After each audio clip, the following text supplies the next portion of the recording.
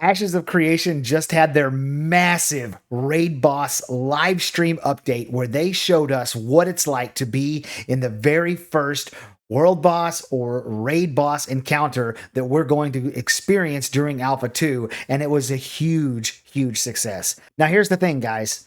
I don't go through these live stream videos that they do like it's a Zapruder film and analyze every aspect of it and give you every detail and show you every little thing. That's not what I'm going to do on this channel. I will suggest that you go check out Richie SH, Royer, or Stikino, and I'll put the links to all three of their channels down below. They'll do a much more in-depth job of breaking down what was actually said and happened during this live stream update. But that's not what I want to do here. What I want to talk about is rating in general in MMOs, rating in Ashes of Creation, and where I think they could take what they showed us in something that is very familiar but new. So real quickly, let's go over what I consider to be, or what rating has always been from my perspective. I've always seen it as two different types of rating as far as primarily. I mean, there are some other types, but they're smaller in much smaller games and aren't as significant. So the first type being the ones that were started a long time ago. EverQuest had some of them, Dark Age of Camelot, Lineage, etc. And those are the open world raid bosses like that you see in many of those games, and it's more or less a loot pinata. Like, you just get enough people to show up, everybody goes and hits the boss, and it dies, and then you get some loot. There's very little mechanics. Sometimes there's few, but there's very little. It's pretty much just a loot pinata or a parsing dummy if you want to look at it that way. And it's not very tightly tuned. Like, you don't need to bring like top level players. You just need enough players. You need numbers.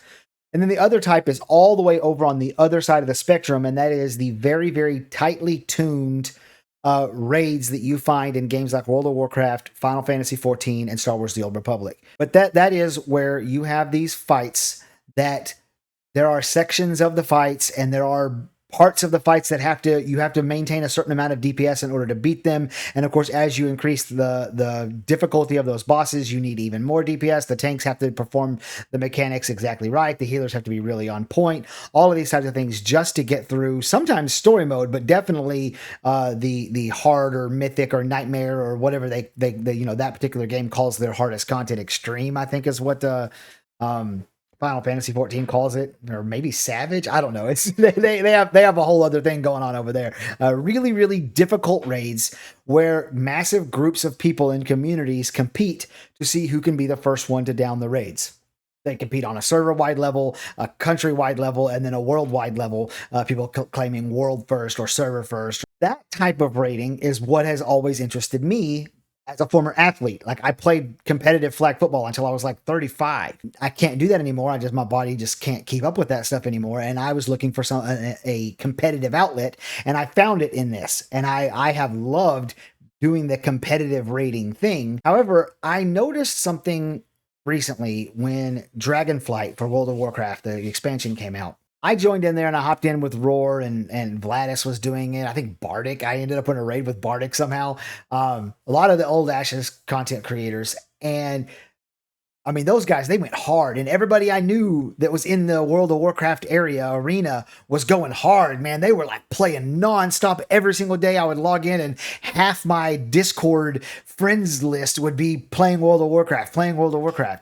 And they all did that, and they all got to the point of they've killed the boss. They've done it on the hardest difficulty. They've got their gear, and then they just stop playing. And as a person who was doing the same thing in Star Wars: The Old Republic, the competitive raiding thing, I've experienced this.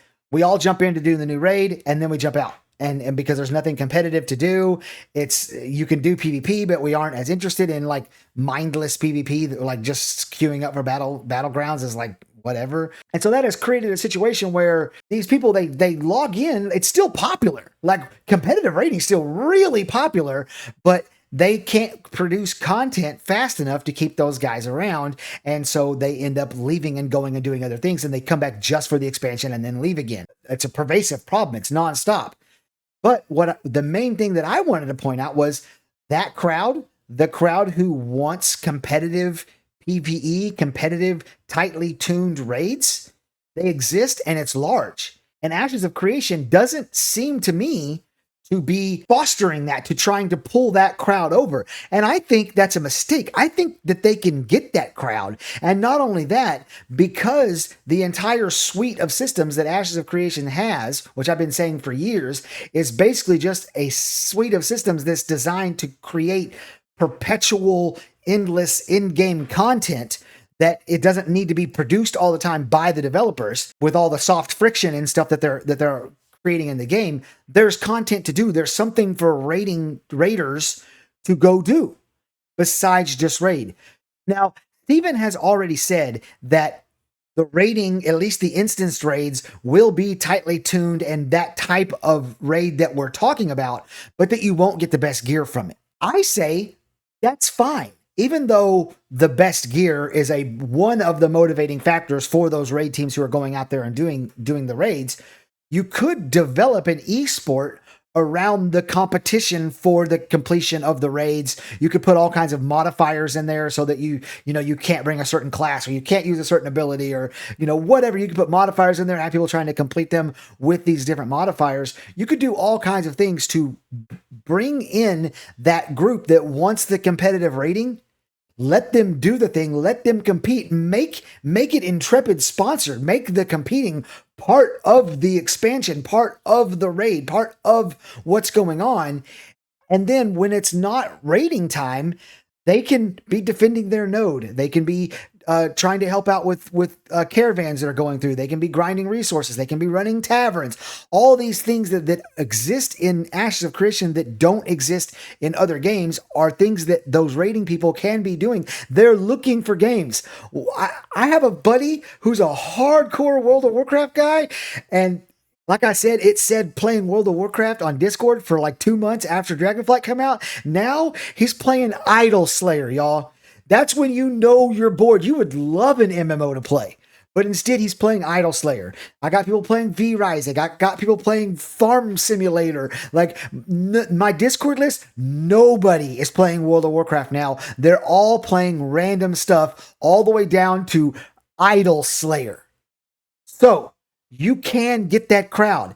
Steven, Intrepid, please listen to me. I'm begging you. You can get that crowd and then you can keep them. Build competitive rating into the game. Just don't give max level gear for it. Find another reward. Find a way to intertwine it with the nodes and the crafting and everything else so that those people will have a carrot on a stick to chase. But the competitive aspect of it is what they're after, and those teams can do that, and I guarantee you will bring those guys in. So that is my big takeaway from the live stream today, guys. After watching that, I was blown away by how they had a open world boss. It was out there in the open world for anybody to go and kill or whatever, and most of the time, those types of bosses are just loot pinatas. But it had actual mechanics. It had unavoidable damage, which is one of the key things about tightly tuned raiding. If you don't have unavoidable damage, you can't really tune it. It had phases where you could burst down, something really fast and avoid mechanics. It had phases where lesser talented teams could slow down what they're doing and not push the phases as fast in order to help themselves, which is another very like a hallmark of tightly tuned raids. It had everything that you would want for tightly tuned raids. It just happened to be in the open world. I'm saying take those or those types of fights, put them in an instance, create a system where you are constantly bringing them new content, new bosses to fight over, new mechanics or modifiers on the old bosses. Keep it fresh all the time and create a raiding experience around it as a part of the rest of the game. Don't take away anything from the rest of the game. I'm not trying to say that. I'm trying to say create a space for that very, very large, like massive group of players who want the competitive raiding experience and they want more of it. But the games are developed too slowly and the rest of the game that's built around them is boring and people end up leaving.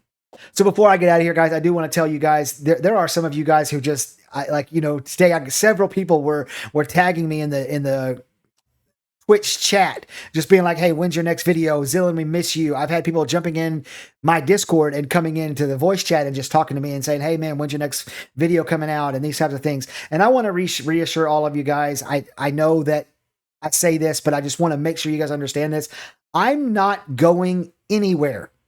There's just not a lot of what I consider to be valuable content to be made for Ashes of Creation. And I try to go with the aspect of if I don't have something specific to say, I just don't say anything. But trust me, guys, when Alpha 2 gets here, I wouldn't even say when Alpha 2 gets here. When Alpha 2 is officially announced, you're going to get sick of me. I'm not going anywhere. That's all I really have, guys. So thank you guys so much for listening. Subscribe to the channel and like the video and all that nonsense that you were supposed to ask y'all to do. And I'll see y'all in the next one. Bye.